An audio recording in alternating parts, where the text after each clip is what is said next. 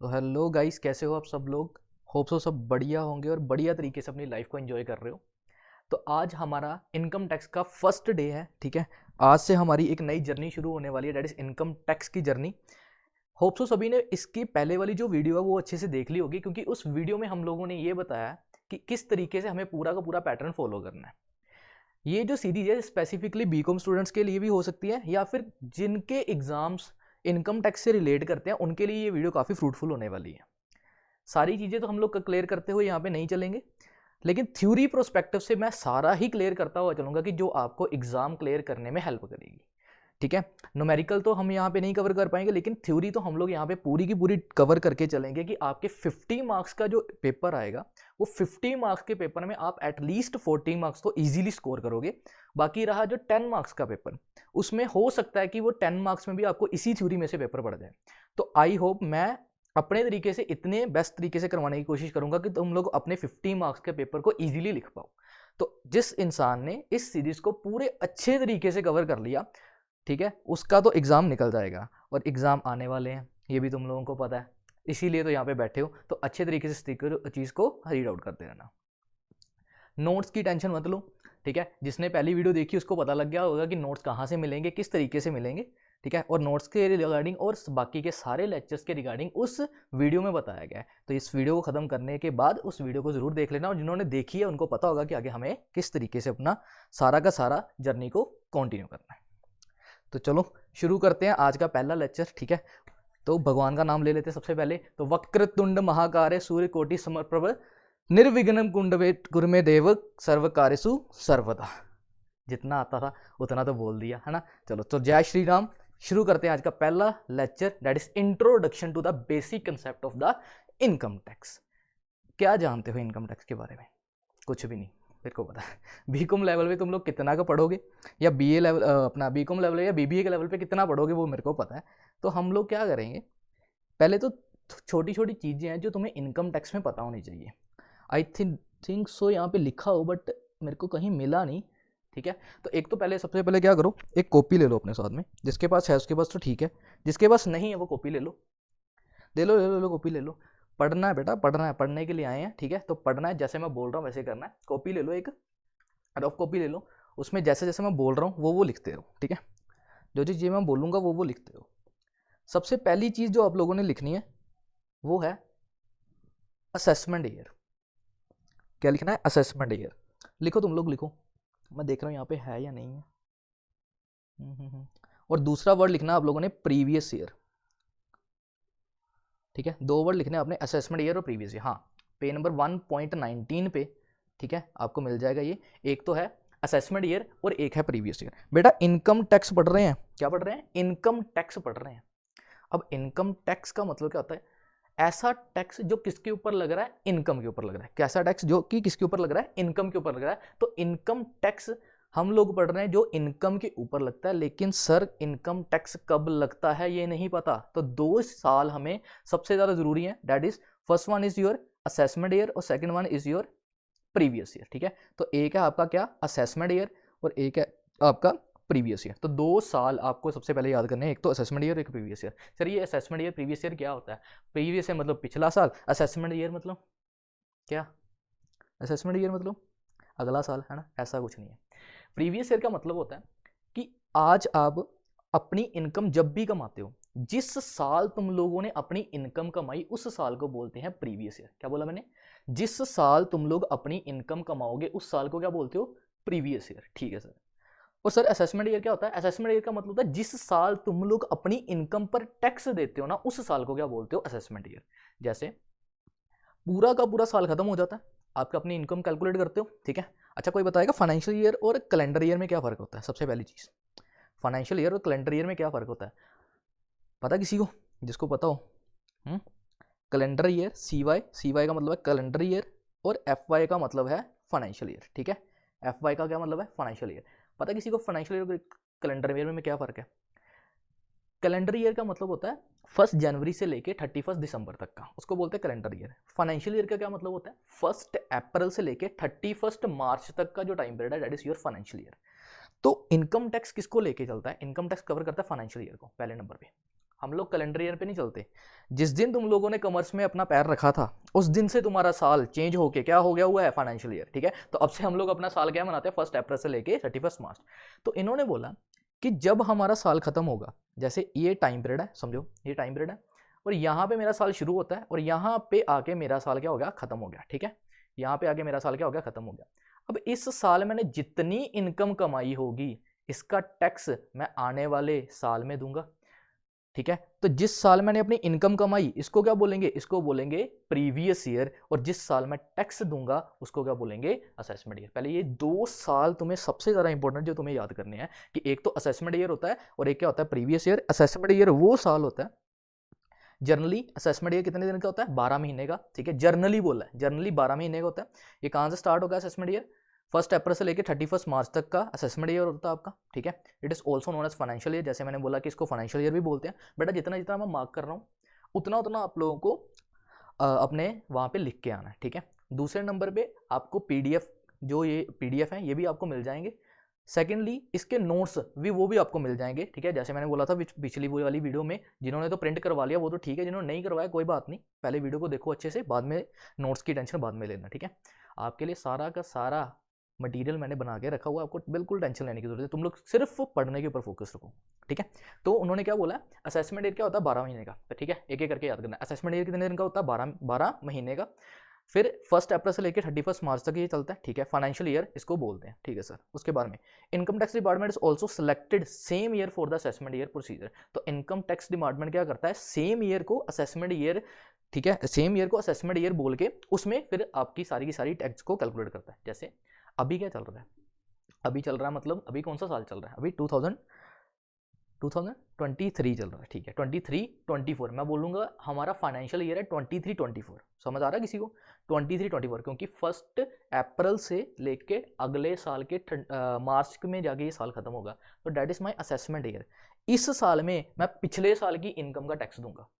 समझ आया, पिछले साल की इनकम का टैक्स मैं इस साल दूंगा। तो ये कौन सा है, असेसमेंट ईयर, वो कौन सा है, प्रीवियस ईयर। तो आपने एक बात तो अपने पल्ले बांध ली, वो कौन सी है, वो ये है कि सर हम प्रीवियस ईयर की इनकम पर असेसमेंट ईयर में टैक्स देते हैं। क्या बोला मैंने, प्रीवियस ईयर की इनकम पर असेसमेंट ईयर में टैक्स देते हैं। पहले ये बात क्लियर हुई कि हम लोगों ने प्रीवियस ईयर की इनकम पर असेसमेंट ईयर में टैक्स देना है। मतलब पिछले साल तुम लोगों ने जो कांड करा है उसकी सजा तुम्हें इस साल मिलेगी, सीधी सी बात है। ठीक है, तो पिछले साल तुम लोगों ने जो भी कांड करा उसकी सजा तुम्हें इस साल मिलेगी। तो प्रीवियस ईयर की इनकम पर टैक्स तुम्हें कब कहाँ पे करना है, असेसमेंट ईयर में। ठीक है, उसके बाद में क्या लिखा हुआ है यहाँ पे, असेसमेंट ईयर को financial year of the government भी बोलते हैं। क्यों, क्योंकि गवर्नमेंट इस साल में टैक्स लेती है, तो गवर्नमेंट का ये फाइनेंशियल ईयर है। ठीक है, बस इतना भी लिखोगे बहुत है।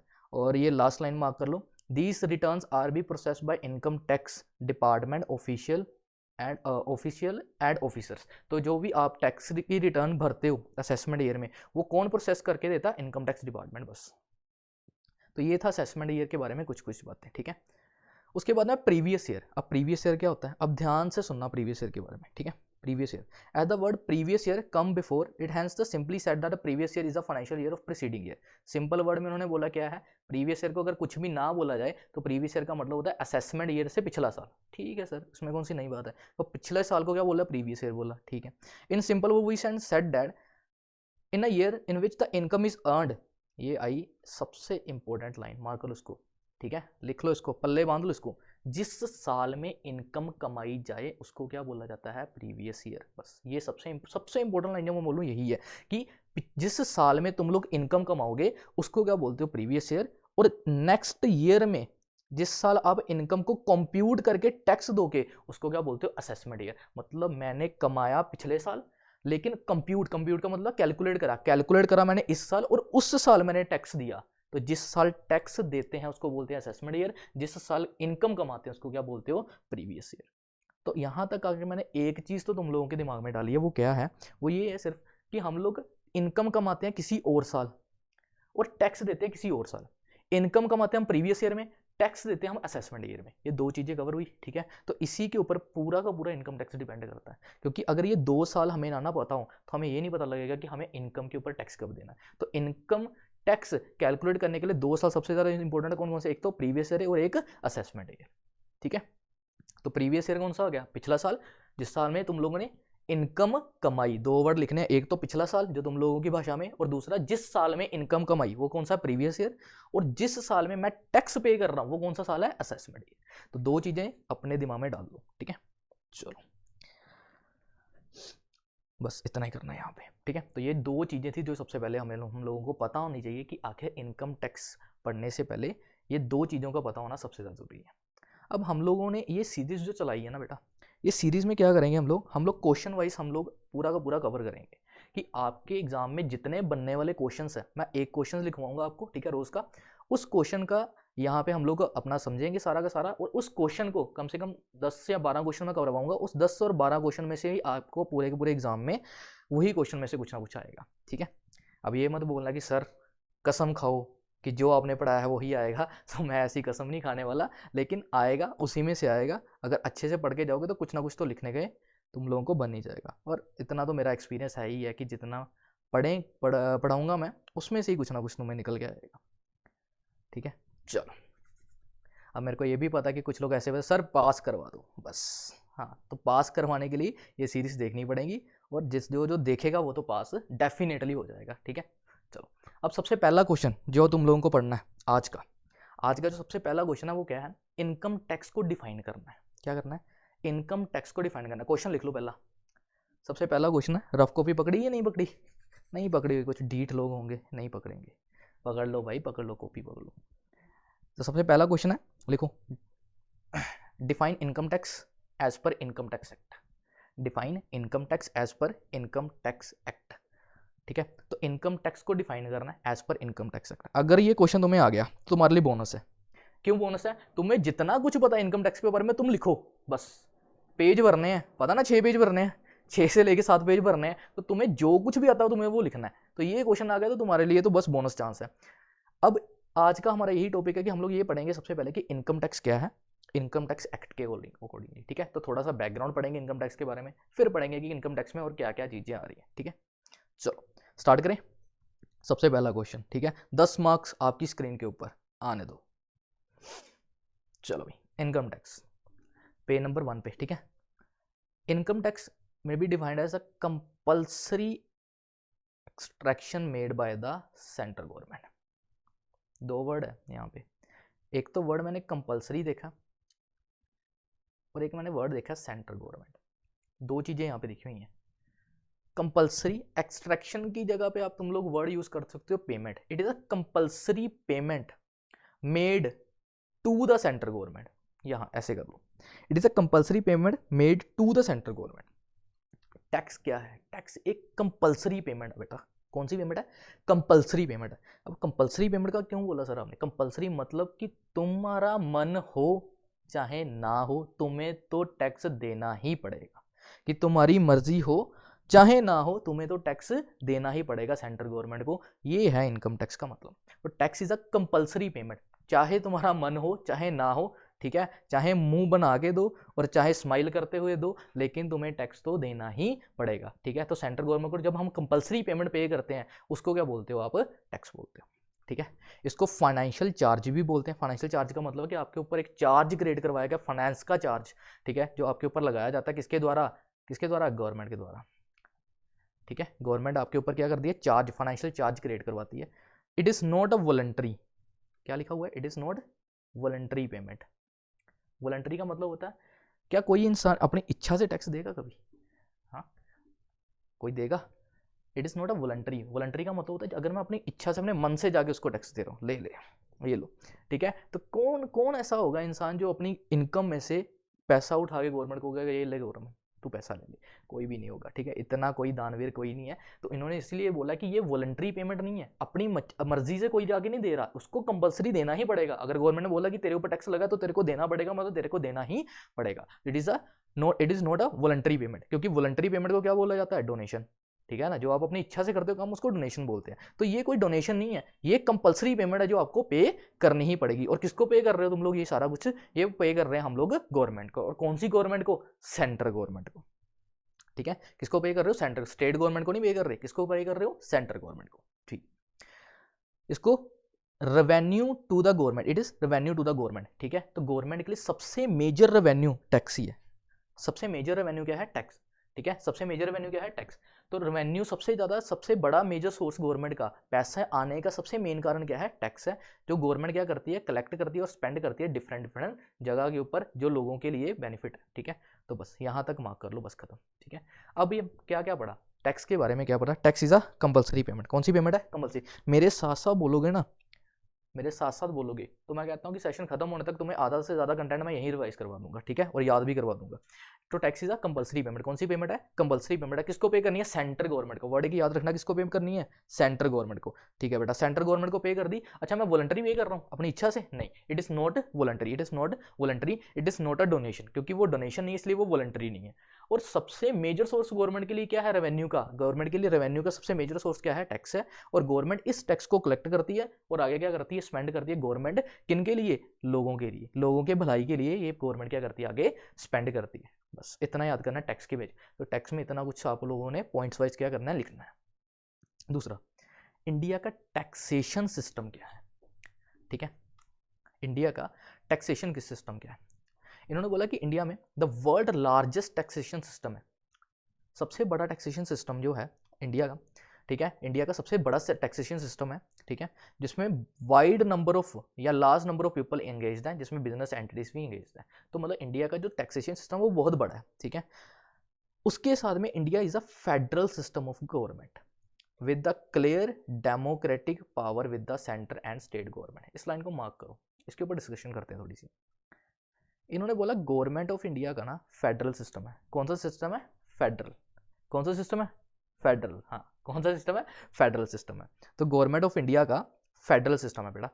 फेडरल सिस्टम का क्या मतलब होता है कि यहाँ पे एक गवर्नमेंट का राज नहीं चलता, ठीक है, अकेली एक गवर्नमेंट का राज नहीं चलता। यहाँ पे दोनों मिलके काम करते हैं। सर कौन दोनों मिलके? मियाँ बीवी? नहीं, दोनों लोग मिलके काम करते हैं। वो कौन से? सेंट्रल गवर्नमेंट और स्टेट गवर्नमेंट। सेंट्रल गवर्नमेंट अपनी सेंटर में बैठ के पावर एग्जीक्यूट करती है और स्टेट गवर्नमेंट हर स्टेट में लगी हुई है। It is a federal system जहां पे अकेला सेंट्रल गवर्नमेंट लो नहीं बनाती, स्टेट गवर्नमेंट के साथ मिलके काम किया जाता है। That is a federal system, ठीक है। तो इंडिया का फेडरल सिस्टम चलता है कि सिर्फ सारी पावर सेंटर के हाथ में नहीं है, कुछ पावर किसको बांटी हुई है? स्टेट को बांटी गई है। तो सेंटर और स्टेट दोनों मिलके काम करते हैं। That is a federal system, ठीक है। कौन सा सिस्टम है? Federal system. तो उन्होंने बोला कि जब भी किसी चीज़ के ऊपर लॉ बनता है, लॉ मतलब कि कोई भी कानून, ठीक है, कोई भी कानून बनता है तो सिर्फ सेंट्रल गवर्नमेंट अपने तरीके से नहीं बना सकती। सेंट्रल गवर्नमेंट, स्टेट गवर्नमेंट मिल के किसी बिल को पास करते हैं, ऑर्डिनेंस पास करते हैं और फिर कोई भी लॉ बनता है, ठीक है। तो फेडरल सिस्टम के अकॉर्डिंगली चलता है। तो सर फेडरल सिस्टम का इनकम टैक्स में क्या लेना देना है? बहुत ज़्यादा लेना देना है। यही तो तुम्हारा क्वेश्चन है। तुम्हारा क्वेश्चन यही है कि इनकम टैक्स को डिफाइन करो कि इनकम टैक्स क्या था। उसमें आपको लोगों को थोड़ी सी हिस्ट्री भी बतानी पड़ेगी, ठीक है, और आज का प्रेजेंट सिनेरियो भी बताना पड़ेगा, ठीक है। तो इन्होंने बोला कि इंडिया का कौन सा सिस्टम है? फेडरल सिस्टम है। इंडिया का कौन सा सिस्टम है बेटा? फेडरल सिस्टम है, जिसमें सेंट्रल गवर्नमेंट और स्टेट गवर्नमेंट, ठीक है, जो सेंट्रल गवर्नमेंट है और स्टेट गवर्नमेंट है, ये दोनों मिलके क्या करती है? अपना कोई भी लॉ बनाती है और सारे के सारे काम करती है सेंट्रल और स्टेट गवर्नमेंट मिलके, ठीक है। अब कॉन्स्टिट्यूशन ऑफ इंडिया, कॉन्स्टिट्यूशन का मतलब क्या होता है? संविधान, ठीक है। कॉन्स्टिट्यूशन ऑफ इंडिया आपका संविधान है। उसमें लिखा गया है कि the government has right to levy taxes on individual and other artificial body of organisation. मतलब टैक्स लगाने की पावर किसके पास दी गई है? गवर्नमेंट के पास। मतलब आज अगर मैं तुम्हारे पास आऊँ और बोलूँ चलो भी अपनी जेब से पैसे निकालो और मेरे को दे दो, टैक्स लग गया तुम्हारे ऊपर, क्या मैं तुम्हारे ऊपर टैक्स लगा सकता हूँ? नहीं। क्यों नहीं लगा सकता हूँ? क्योंकि मैं गवर्नमेंट नहीं हूँ, ठीक है। ये कॉन्स्टिट्यूशन तुम्हारे संविधान में लिखा गया है कि टैक्स लगाने की पावर या तो स्टेट गवर्नमेंट के पास है या सेंट्रल गवर्नमेंट के पास है, इसके अलावा किसी बंदे के पास नहीं, ठीक है। तो right to levy taxes on the individual, तो ये कॉन्स्टिट्यूशन में लिखा गया है कि गवर्नमेंट के पास ये राइट है कि वो किसी individual, artificial person, body of individual, किसी भी पर्सन के ऊपर टैक्स लगाने की पावर किसके पास है? सिर्फ गवर्नमेंट के पास है। इसका मतलब कल को तुम्हारे पास आगे कोई भी पैसा नहीं निकलवा सकता टैक्स के नाम के ऊपर। तो टैक्स लगाने की पावर सिर्फ एक ही पर्सन के पास है, वो कौन है? गवर्नमेंट, या तो स्टेट गवर्नमेंट या तो सेंट्रल गवर्नमेंट, ठीक है। अब constitution of India the legislative power of union and state government. उन्होंने बोला कि हम लोगों ने स्टेट और यूनियन, यूनियन मतलब सेंट्रल गवर्नमेंट और स्टेट गवर्नमेंट, इन दोनों को पावर दे के रखी है कि आप लोग टैक्स लगा सकते हो। और 3 तरीके की लिस्ट बनाई गई है बेटा। कितनी? 3 लिस्ट बनाई गई है। एक का नाम है सेंट्रल लिस्ट, एक का नाम है स्टेट लिस्ट और एक का नाम है कॉन्करेंट लिस्ट, ठीक है। एक का नाम क्या है? सेंटर, दूसरा स्टेट और तीसरा कॉन्करेंट। 3 लिस्टें हैं, तीन लिस्ट है, ठीक है। यूनियन लिस्ट भी कहते हैं इसको, या सेंट्रल लिस्ट बोल तो एक ही बात है। तो सेंट्रल लिस्ट, स्टेट लिस्ट और कॉन्करेंट लिस्ट, तो तीन तरीके की लिस्ट बनाई गई है। अब सर लिस्ट में क्या लिखा हुआ है? लिस्ट में ये लिखा हुआ है कि इन मैटर के ऊपर लॉ बनाने की पावर सिर्फ सेंटर के पास है, इन मैटर के ऊपर लॉ बनाने की पावर सिर्फ स्टेट के पास है, और जिसका कोई नहीं उसके ऊपर कॉन्करेंट लिस्ट। कॉन्करेंट लिस्ट में कुछ ऐसे मैटर हैं जिसमें आपके सेंटर और स्टेट दोनों मिलके लॉ बनाती है। तो हम लोग कहाँ थे? एक टेक्निकल इशू आ गया था बीच में। चलो, तो हम लोग कहाँ पे थे? तीन तरीके की लिस्ट होती है बेटा, एक सेंट्रल, एक स्टेट और एक कॉन्करेंट। सेंट्रल लेवल पे, सेंट्रल लिस्ट में जितने मैटर हैं उसके ऊपर लॉ बनाने की पावर किसकी है? सेंट्रल गवर्नमेंट की। स्टेट लिस्ट में जितने मैटर लिखे हैं उसके ऊपर लॉ बनाने की पावर है स्टेट गवर्नमेंट की। और कॉन्करेंट लिस्ट में कुछ ऐसे मैटर लिख के आए हैं कि जहां पे सेंटर और स्टेट दोनों मिलके लॉ बनाती है, ठीक है। तो दोनों मिलके जब लॉ बनाती है तो उसको कॉन्करेंट लिस्ट बोलते हैं।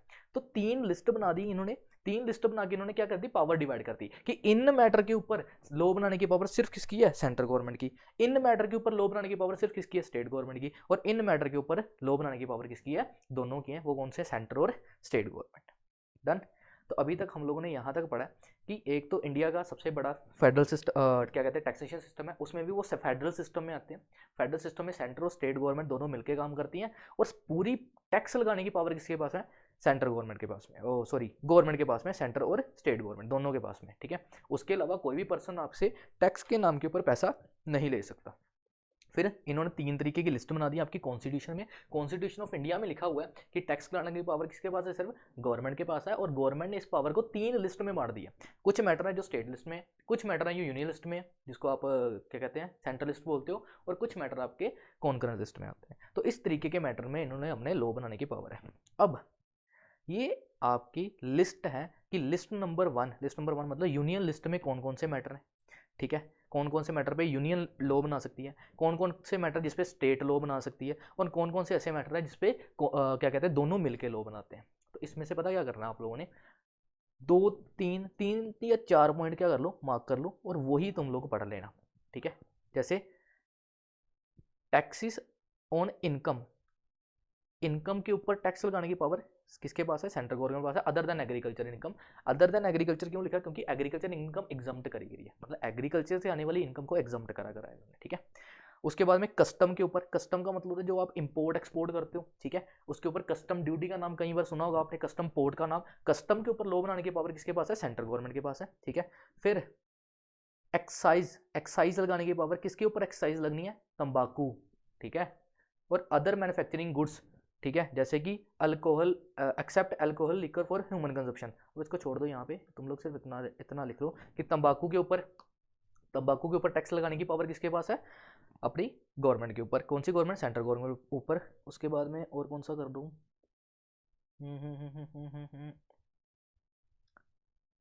कैपिटल वैल्यू ऑफ एसेट, ठीक है। कैपिटल वैल्यू ऑफ एसेट का मतलब है जब भी आप अपनी प्रॉपर्टी बेचते हो, ठीक है, अपनी प्रॉपर्टी बेचते हो, उसके ऊपर भी टैक्स लगता है, तो उसके ऊपर लगाने की पावर किसके पास है?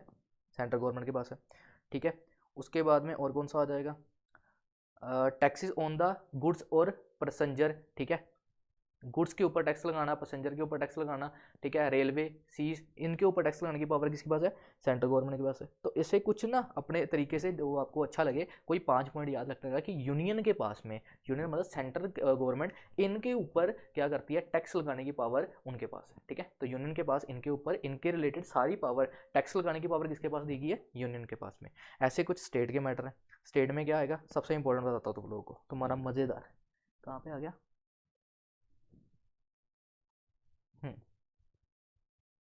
ये रहा 7वां पॉइंट, ये तुम लोगों का सबसे इंपॉर्टेंट है। Duties of excise on goods manufacture produce with in state, alcohol legal for human consumption. हाँ, ठीक है, तो ह्यूमन कंजप्शन के ऊपर, ठीक है। अच्छा, अल्कोहल के ऊपर ना टैक्स लगाने की पावर सेंटर के पास नहीं है, स्टेट के पास है। पता तुम्हें? जीएसटी का नाम सुना कभी जिंदगी में? पिछले सेमेस्टर में पढ़ के आए होगे तुम लोग। जीएसटी आज भी अल्कोहल के ऊपर, अल्कोहल कौन सी? ह्यूमन कंजप्शन के लिए जो लीकर यूज़ की जाती है, ठीक है। अब अल्कोहल ज़रूरी नहीं है कि सिर्फ एक ही काम के लिए यूज़ करी जाती है, अल्कोहल डिफरेंट पर्पस के लिए यूज़ की जाती है, ठीक है, डिफरेंट पर्पस के लिए। दवाई में भी तो चलती है अल्कोहल हर जगह पे, ठीक है ना, अलग अलग जगह पे क्या करते हैं? अल्कोहल यूज़ की जाती है। लेकिन अगर अल्कोहल यूज़ करी जा रही है ह्यूमन कंजप्शन के लिए, गलती इशारा हो गया क्या कर रहा हूँ, अल्कोहल यूज़ कर रहे हैं किसके लिए, ह्यूमन कंजप्शन के लिए। अगर तुम लोग ह्यूमन कंजप्शन के लिए अल्कोहल यूज़ कर रहे हो तो उसके ऊपर टैक्स लगाने की पावर सेंट्रल गवर्नमेंट के पास नहीं है, किसके पास है बेटा, स्टेट गवर्नमेंट के पास है। अभी तक अगर मैं बोलूँ, अल्कोहल को अभी तक हम लोगों ने बाहर रखा है जिसके ऊपर जीएसटी नहीं लगता, ठीक है, जिसके ऊपर जीएसटी नहीं लगता, अल्कोहल के ऊपर जीएसटी नहीं लगता। आज भी अल्कोहल के ऊपर पुराना सिस्टम लगता है, डेट इज वैट।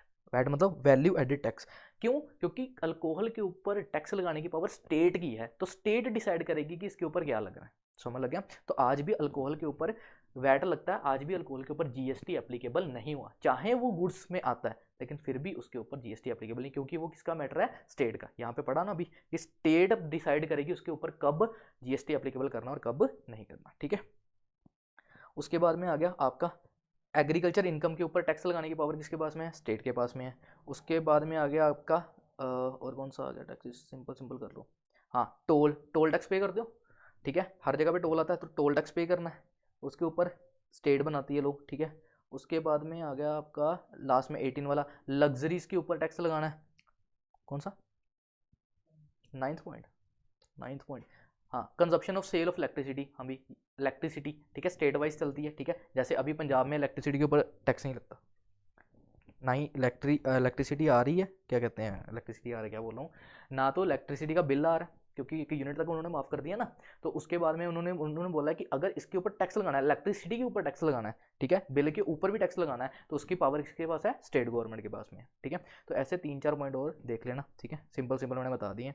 तो 3-4 पॉइंट किसके याद करोगे, यूनियन के, और 3-4 पॉइंट किसके याद करोगे आप लोग, स्टेट के। तो कुछ मैटर के ऊपर आपकी स्टेट लो बनाती है और कुछ के ऊपर कौन बनाता है, सेंट्रल गवर्नमेंट, ठीक है। कॉन्करेंट लिस्ट में आपके बताया नहीं है बुक में, तो आपको भी याद करने की जरूरत नहीं है। कॉन्करेंट में कुछ ऐसे मैटर्स आते हैं जिसके ऊपर पावर दोनों के हाथ में होती है, कि सेंटर भी बना सकती है और स्टेट, दोनों मिलके बनाएंगे, ठीक है, दोनों मिलके बनाएंगे।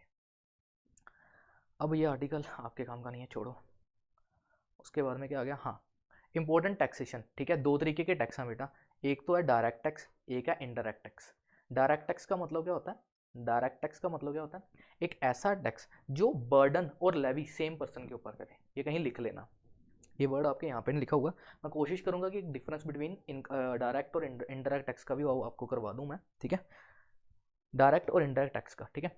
तो डायरेक्ट टैक्स क्या होता है, जिसमें लेवी और बर्डन सेम पर्सन पे होता है, लेवी और बर्डन सेम पर्सन पे होता है, ठीक है। तो जिसके ऊपर लेवी और बर्डन सेम पर्सन के ऊपर हो, दैट इज डायरेक्ट टैक्स। और अगर लेवी और बर्डन डिफरेंट पर्सन के ऊपर हो रहा है तो वो कौन सा हो जाएगा, इनडायरेक्ट टैक्स, ठीक है। अगर लेवी और बर्डन, अब सर लेवी और बर्डन का मतलब क्या है, अगर मेरे ऊपर टैक्स लग रहा है और मैं ही पे कर रहा हूँ, दैट इज डायरेक्ट टैक्स। अगर मेरे ऊपर टैक्स लग रहा है, मेरे ऊपर किसी ने टैक्स लगाया और मैं ही पे कर रहा हूँ, दैट इज डायरेक्ट टैक्स। अगर मेरे ऊपर टैक्स लग रहा है और कोई और पे कर रहा है, that is indirect tax. GST is the best example of indirect tax. क्यों? क्योंकि लगता किसके ऊपर है, लगता दुकानदार के ऊपर है, लेकिन वो निकलवाता किससे, हमारी जेब से निकलवाता है, तो वो क्या है, इनडायरेक्ट टैक्स है, ठीक है। और डायरेक्ट टैक्स का मतलब मैंने अपनी इनकम कमाई और अपनी इनकम के ऊपर मैं ही टैक्स दूंगा, तो income tax is the direct tax. जिसपे लेवी और बर्डन सेम पर्सन पे हो वो कौन सा है, डायरेक्ट टैक्स। और जिसपे लेवी और बर्डन डिफरेंट पर्सन पे हो वो कौन सा है, इंडायरेक्ट टैक्स। तो इंडायरेक्ट टैक्स में दो याद रख लो, एक तो जीएसटी याद रख लो, एक कस्टम याद रख लो, ठीक है। स्टेट एक्साइज ड्यूटी खत्म हो चुकी है, ठीक है, अब नहीं लगती है। सिक्योरिटी ट्रांजैक्शन भी कुछ मैटर पे ऊपर लगती है, कुछ नहीं, ठीक है। और excise duty on petroleum, petroleum पे ऊपर सेंटर एक्साइज ड्यूटी लगती है, ठीक है। बस तो ये दो ही याद रख लो, एक तो जीएसटी और एक कस्टम ड्यूटी, ठीक है। तो ये दो तरीके के टैक्स हैं जो लगते हैं अभी तक, ठीक है, डन। चलो, मजा आ रहा है। ये था आपका हिस्ट्री, कि हिस्ट्री मतलब कि टैक्सेशन सिस्टम किस तरीके से चल रहा है, फेडरल सिस्टम चल रहा है, यूनियन स्टेट लेट ऐसे चलती है, और फिर इनकम टैक्स का जन्म हुआ। और इनकम टैक्स क्या करता है, इनकम टैक्स इनकम के ऊपर कैलकुलेट किया जाता है। और इनकम टैक्स कौन लगाता है, कौन सी लिस्ट में होगा तुम्हारे हिसाब से भी, इनकम टैक्स कौन सी लिस्ट में होगा, जो आंसर दे गया ना वो तो जीत गया। क्या जीत गया, वो एग्जाम में 50 नंबर जीत गया। कौन कौन लगाएगा इनकम टैक्स, कौन लगाएगा भाई, सेंट्रल गवर्नमेंट। कौन लगाएगा, सेंट्रल गवर्नमेंट। बिल्कुल सही बात, सेंट्रल गवर्नमेंट लगाएगी। क्यों? क्योंकि अभी हमने पढ़ के आए थे कि सेंट्रल गवर्नमेंट सारा का सारा इनकम टैक्स, तो कौन सी लिस्ट में होगा फिर, सेंट्रल गवर्नमेंट का पास पावर है, कौन सी लिस्ट में, फर्स्ट लिस्ट में। तो यूनियन लिस्ट में आएगा कौन सा, अपना इनकम टैक्स। तो इनकम टैक्स आपकी यूनियन लिस्ट में है, पहले नंबर पे ही था पॉइंट, पता नहीं किसी ने देखा हो या नहीं। Income tax on the income, tax on the income other than agriculture. तो जितने तरीके की इनकम के ऊपर टैक्स लगाना है, इनकम टैक्स लगाने की पावर किसके पास है, सेंट्रल गवर्नमेंट के पास में, ठीक है। चलो, अब कुछ कुछ पॉइंट्स हैं। कौन कौन से पॉइंट्स हैं, बस यहाँ पे आगे ख़त्म हो जाना थोड़ा सा, ठीक है। चलो, income other than agriculture income, कौन सा, हिस्ट्री, देखते हैं इसको। चलो, तो इनकम अदर देन, सॉरी कौन सा चल रहा था, हाँ इनकम टैक्स। इनकम टैक्स के कुछ फीचर्स हैं। अब फीचर्स क्या बेटा, फीचर्स के बारे में एक चीज़ बताऊँ तुम लोगों को। तुम लोगों ने पूरी बीकॉम निकाल दी, ठीक है, जो मेरे से पढ़े हैं, ठीक है, जो जो जो मेरे से पढ़े से पहले थे उनको मैंने एक ही चीज़ बोली बेटा, जब भी फीचर दिखे या करेक्टरिस्टिक्स दिखे, तुम्हें चैप्टर के बारे में जो कुछ भी पता उसके बारे में लिखो, बस पॉइंट्स बना के, उसको बोलते हैं फीचर। जैसे हम लोग मोबाइल परचेज करते हैं तो हम लोग पूछते हैं कि सर इसमें क्या क्या फीचर्स हैं, तो फीचर्स का मतलब होता है कि इस चीज़ के बारे में बताओ, पॉइंट्स पॉइंट्स करके, ठीक है। तो फीचर अभी तुम लोगों ने जो भी इनकम टैक्स में पढ़ा ना, देखना वही पॉइंट्स रिपीट होंगे। सबसे पहला, it is levied bye constitution, सही बात है कि नहीं, कॉन्स्टिट्यूशन में लिखा हुआ है कि इनकम के ऊपर टैक्स लगेगा, और किसके पास पावर दी गई है, किसके पास है, गवर्नमेंट के पास पावर दी हुई है। तो कॉन्स्टिट्यूशन में लिखा हुआ है कि इनकम के ऊपर टैक्स लगेगा, इनकम टैक्स लगाने की पावर किसके पास दी गई है, सेंट्रल गवर्नमेंट के पास में, तो इसलिए लेविड बाय कॉन्स्टिट्यूशन, कि कॉन्स्टिट्यूशन ने बोला इसलिए इनकम टैक्स लगा, ठीक है सर। दूसरा, किसके पास पावर है लगाने की, सेंट्रल गवर्नमेंट के पास, और यहाँ पे ये भी लिख के आओगे किस किस लिस्ट में दिया हुआ है, यूनियन लिस्ट 1 में, ठीक है। उसके बाद में direct tax, it is a direct tax, कौन सा टैक्स है ये, डायरेक्ट टैक्स है। डायरेक्ट टैक्स क्यों है, क्योंकि लेवी और बर्डन किसके ऊपर है, सेम पर्सन के ऊपर है। यहाँ पे लिखा होगा, पता नहीं अब लिखा या नहीं लिखा, because liability deposit on unlimited person and the liable to pay the tax on his on pocket, हाँ ये रहा, ये burden of the tax is paid by the same person, वही पर्सन पे करेगा जिसके ऊपर लाइबल टू पे है, जो बंदा लाइबल है उसी के ऊपर बर्डन है। तो लेवी और बर्डन जिसके सेम पर्सन के ऊपर होता है उसको क्या बोलते हो, डायरेक्ट टैक्स है, ठीक है। फिर एनुअल टैक्स है, हर साल बाद एक साल, एक पूरा एक साल जब खत्म हो जाता है उसके बाद आप इसको कैलकुलेट करते हो और उसके बाद में क्या करते हो, पे करते हो। फिर टैक्स ऑन द पर्सन है। अब पर्सन की ना बेटा पूरी डेफिनेशन दी हुई है, पूरी डेफिनेशन कि पर्सन में कौन आता है, पर्सन में सिर्फ हम लोग नहीं आते, पर्सन में और भी बहुत सारे लोग आते हैं, ठीक है। तो पर्सन की डेफिनेशन मार्क भी करनी है हम लोगों ने कि पर्सन में कौन कौन आता है, ठीक है। तो ये पॉइंट इंपॉर्टेंट है, इसको बाद में डिस्कस करते हैं साथ साथ में, ठीक है, कि टैक्स किसके ऊपर लगता है, पर्सन के ऊपर। अब पर्सन में कौन कौन आता है ये हमें देखना बाद में, ठीक है। उसके बाद में टैक्स किसके ऊपर लगता है, इनकम के ऊपर, तो इनकम के ऊपर टैक्स लगता है, इजी, ठीक है। टैक्स किसके ऊपर है, इनकम के ऊपर। फिर 2 साल हम लोगों ने शुरू में देखे थे कौन से, असेसमेंट ईयर, प्रीवियस ईयर, क्या पढ़ा था, जिस साल में हम इनकम कमाते हैं उसको क्या बोलते हो, प्रीवियस ईयर, और जिस साल में इनकम के ऊपर टैक्स पे करते हैं उसको क्या बोलते हो, असेसमेंट ईयर, ठीक है।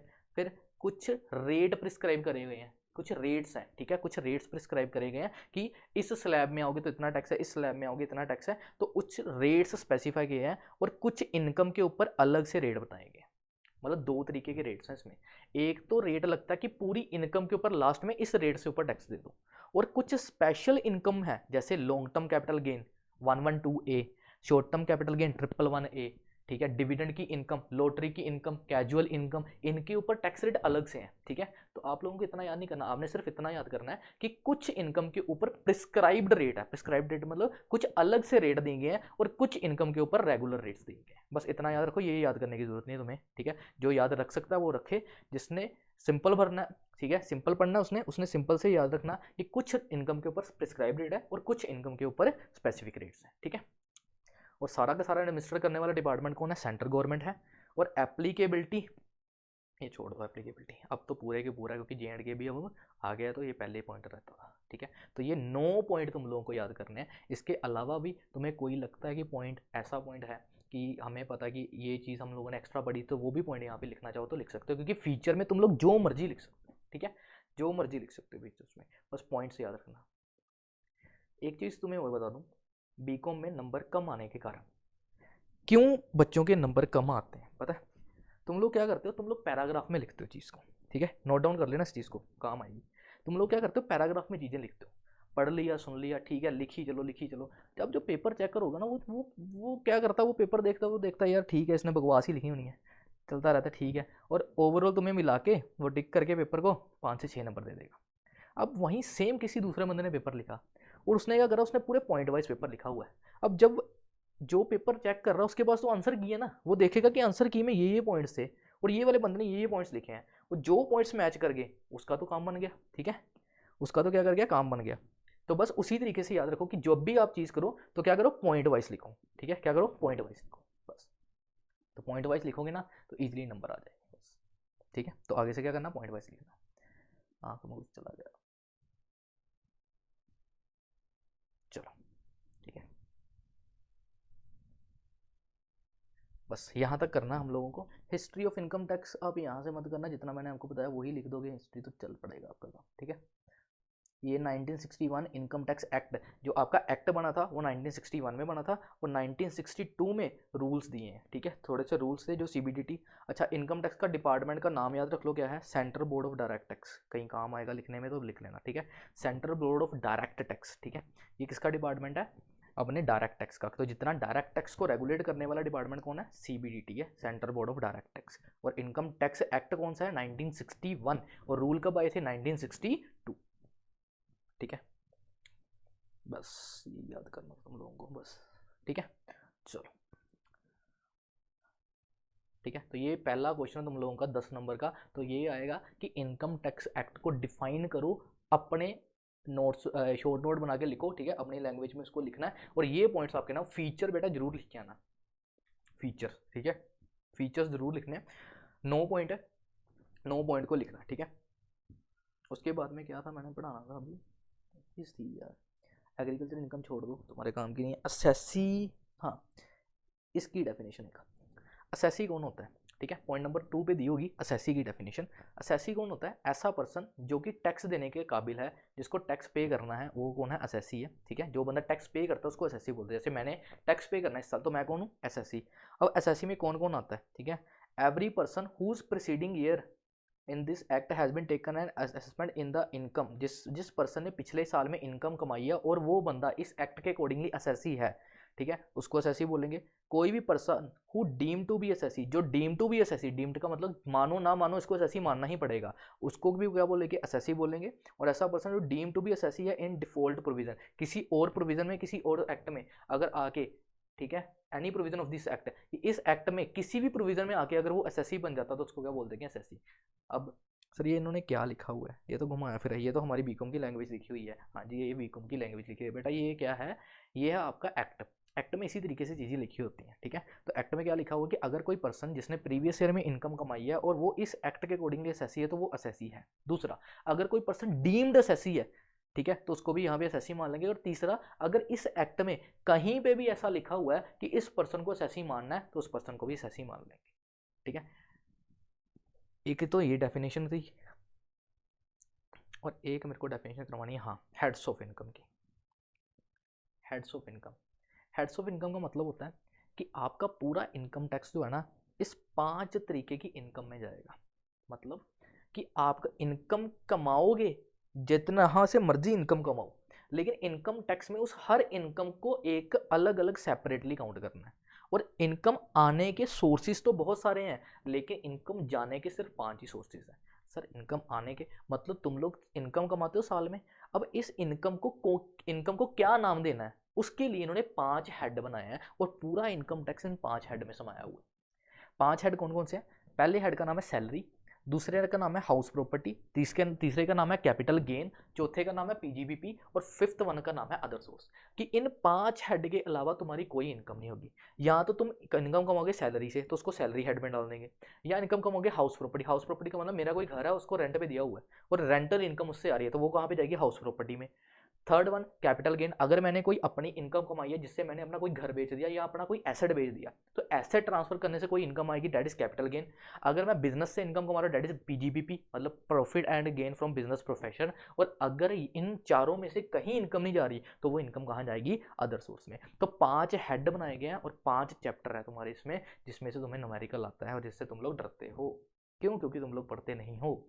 तो 5 हेड बनाए गए हैं, 5 हेड में तुम्हारी इनकम जाएगी, ठीक है। तो 5 हेड कौन कौन से? एक तो सैलरी, एक PGBP, एक हाउस प्रॉपर्टी, कैपिटल गेन और अदर सोर्स। बोलो कौन कौन से? Salary, PGBP, house property, capital gain और other source. Salary, house property, PGBP, capital gain और अदर सोर्स। ये 5 हेड हैं जिसमें आप लोग अपनी इनकम को क्या करते हो?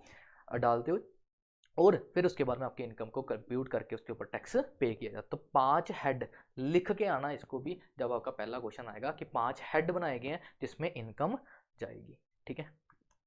फिर ग्रोस टोटल इनकम क्या होती है? इन 5 हेड को प्लस कर दो, 5 हेड को प्लस कर दो, सैलरी, PGBP, हाउस प्रॉपर्टी, और उसमें से प्लस में क्या करना है? एक और चीज़ आएगी कि that is clubbing of income. Clubbing of income का मतलब क्या होता है बेटा?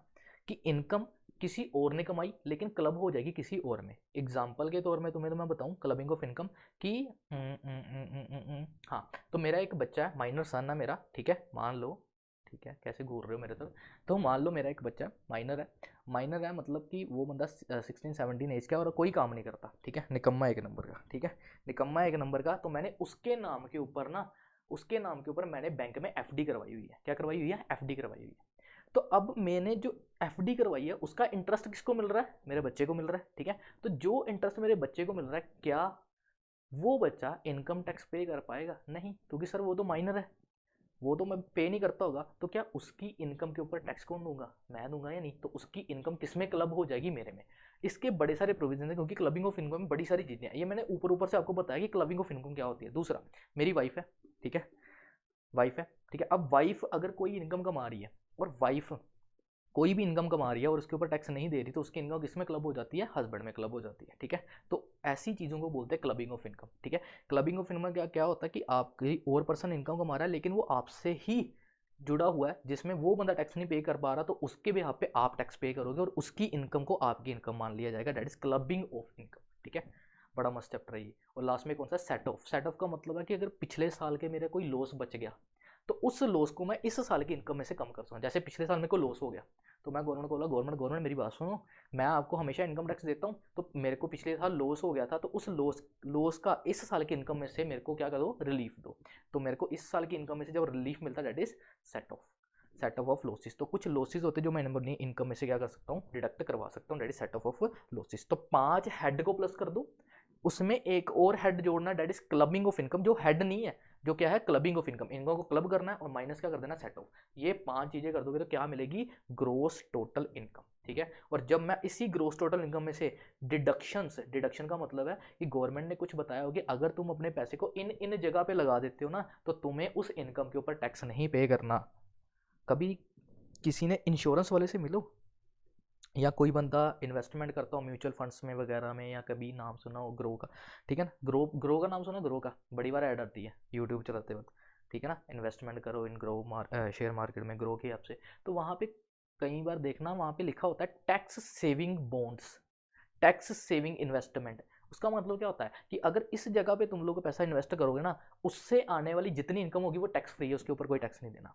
तो उसको बोलते हैं कि गवर्नमेंट ने यहाँ पे कुछ डिडक्शंस दी की हैं। डिडक्शंस का मतलब है कि गवर्नमेंट ने बोला कि अगर तुम इन जगह के ऊपर पैसा लगाओगे ना, इन जगह के ऊपर पैसा लगाओगे, तो हम लोग तुम्हें इस इनकम के ऊपर छूट दे देंगे, डिडक्शन दे देंगे। तो जितनी ग्रोस टोटल इनकम आई उसमें से डिडक्शन लेस कर देंगे ना, तो क्या निकलेगी? Total income. और टोटल इनकम पे टैक्स दिया जाता है। किस पे टैक्स दिया जाता है? टोटल इनकम के ऊपर, ठीक है। टोटल इनकम के ऊपर क्या दिया जाता है? टैक्स। अब शांति से, ठीक है, मेरे को पता थोड़ा सा हैवी हो रहा है, पहला लेक्चर है, ठीक है, कोई दिक्कत नहीं है, लेकिन करना तो पड़ेगा, क्योंकि मेरे को एक दिन में कम से कम एक क्वेश्चन तो खत्म करवाना ही पड़ेगा, ताकि तुम लोग इजीली उस चीज़ को रिटेन करो। अब बस मेरे को लास्ट में ये बता दो कि ग्रोस टोटल इनकम और टोटल इनकम में क्या फ़र्क है? याद है किसी को? क्या फ़र्क है ग्रोस टोटल इनकम में और टोटल इनकम में? क्या फ़र्क है? ग्रोस टोटल इनकम और टोटल इनकम में क्या फ़र्क है? ग्रोस टोटल इनकम में 5 head plus clubbing of income minus set off. क्या बोलोगे? 5 हेड की income plus clubbing of income minus set off. ये जो आएगी ये क्या है? Gross total income. और जब मैं इसमें से डिडक्शन से भी हटा दूंगा तो क्या आ जाएगी? Total income. टैक्स किसके ऊपर देना है? टोटल इनकम के ऊपर टैक्स देना होता है, ठीक है। किसके ऊपर टैक्स देना है? टोटल है, तो हमने टोटल इनकम तक पहुंचना है। 5 हेड की इनकम में प्लस किसको करेंगे? किसको करेंगे? 5 हेड की इनकम में क्लबिंग ऑफ इनकम को, माइनस किसको करना है? सेट ऑफ को, फिर माइनस किसको करना है? डिडक्शंस को। तो जब सारा कुछ माइनस हो जाएगा तो क्या आ जाएगा? Total income. डिडक्शंस को लेस करके क्या निकलती है? Total income. तो यहाँ पे आके हमारा चैप्टर हो जाता है क्या? समाप्त, ठीक है। अब इसके आगे भी है, ठीक है, एक कंसेप्ट है, बड़ा अच्छा सा कंसेप्ट है, ठीक है, उसको कल देखेंगे, ठीक है, नेक्स्ट क्लास में देखेंगे। एक्सेप्शन टू द इनकम, ठीक है, बड़ा अच्छा कंसेप्ट है। तो आज क्या पढ़ के आए हो, क्या समझ के आए हो? एक तो सर हमने ये देखा टैक्स का मतलब क्या होता है, फिर हमने ये देखा कि असेसमेंट ईयर और प्रीवियस ईयर में क्या फ़र्क होता है। कि असेसमेंट ईयर का मतलब होता है कि जिस साल में हम टैक्स देते हैं, और प्रीवियस ईयर का मतलब जिस साल में हम इनकम कमाते हैं, ठीक है। फिर 3 लिस्ट पढ़ी हम लोगों ने। फेडरल सिस्टम पढ़ा कि एक गवर्नमेंट फेडरल सिस्टम है, स्टेट और सेंट्रल गवर्नमेंट दोनों ही काम इसमें करते हैं, और फेडरल सिस्टम चलता है। फिर फेडरल सिस्टम में ये पता कि 3 तरीके की लिस्ट बनाई गई है, फिर ये पता लगा कि 3 लिस्ट में कौन कौन क्या क्या काम करता है, ठीक है। उसके बाद हम लोगों ने क्या पढ़ा कि डायरेक्ट और इनडायरेक्ट टैक्स में क्या फ़र्क होता है। और फिर 9 पॉइंट पढ़े थे, कम से कम 9 पॉइंट पढ़े थे किसके? फीचर्स के, कि ये फीचर है कि कॉन्स्टिट्यूशन ने बोला इसलिए टैक्स लगता है, सेंट्रल गवर्नमेंट ही टैक्स लगाती है, इनकम के ऊपर ही टैक्स लगता है, ठीक है। उसके बाद में टैक्सेबल पर्सन होता है एक, पूरी इनकम के ऊपर वो एनुअल टैक्स देता है। तो ऐसे कुछ पॉइंट्स पढ़ के हम लोगों ने 9 पॉइंट्स खत्म करे। और उसके बाद मैंने 2-3 डेफिनेशंस देखी थी। कौन सी? एक तो असेसी की डेफिनेशन थी जो कि पता नहीं बड़बड़ा के इन्होंने खत्म कर दी, और एक हमने डेफिनेशन पढ़ी किसकी, हेड्स ऑफ इनकम की, कि कितने तरीके के हेड हैं, 5 हेड हैं। फिर ग्रोस टोटल इनकम और टोटल इनकम के बारे में पढ़ा कि आखिर क्या चीज़ है। ठीक है भाई, होप सो सेशन अच्छा लगा होगा, ठीक है। लाइक सब्सक्राइब जो भी करना है वो तुम लोगों को करना है, ठीक है। हम लोग तो सिर्फ पढ़ा सकते हैं, अगर अच्छा लगे तो करना, ठीक है। और शेयर करना उन लोगों तक ताकि जिन लोगों को इस चीज़ की ज़रूरत है, ताकि उनकी हेल्प हो सके। कई बार हम लोग किसी भी तरीके से हेल्प कर देना तो वो हेल्प मानी जाती है। ज़रूरी नहीं है कि तुम लोग किसी को फाइनेंशियल हेल्प करो, ज़रूरी नहीं है कि तुम लोग किसी के मतलब पास जाके उसकी हेल्प करो। किसी भी तरीके से अगर तुम किसी की हेल्प करना चाहते हो ना तो उसको किया करो, ठीक है। तो अगर ये वीडियो से तुम्हें लगता है कि तुम्हारा कोई फ्रेंड या कोई किसी भी पर्सन को एग्ज़ाम्स में क्लियर करने में कोई हेल्प हो जाए या उसको समझने में हेल्प हो जाए तो डू, ठीक है, डू दैट थिंग, ठीक है। तो फिर मिलते हैं नेक्स्ट वीडियो में। तब तक पढ़ो, अच्छे से पढ़ो, ठीक है, अच्छे से काम करो अपना, क्योंकि आई डोंट थिंक सो कि यहाँ से आपके पास 10 से 12 दिन से ज़्यादा का टाइम बचा है।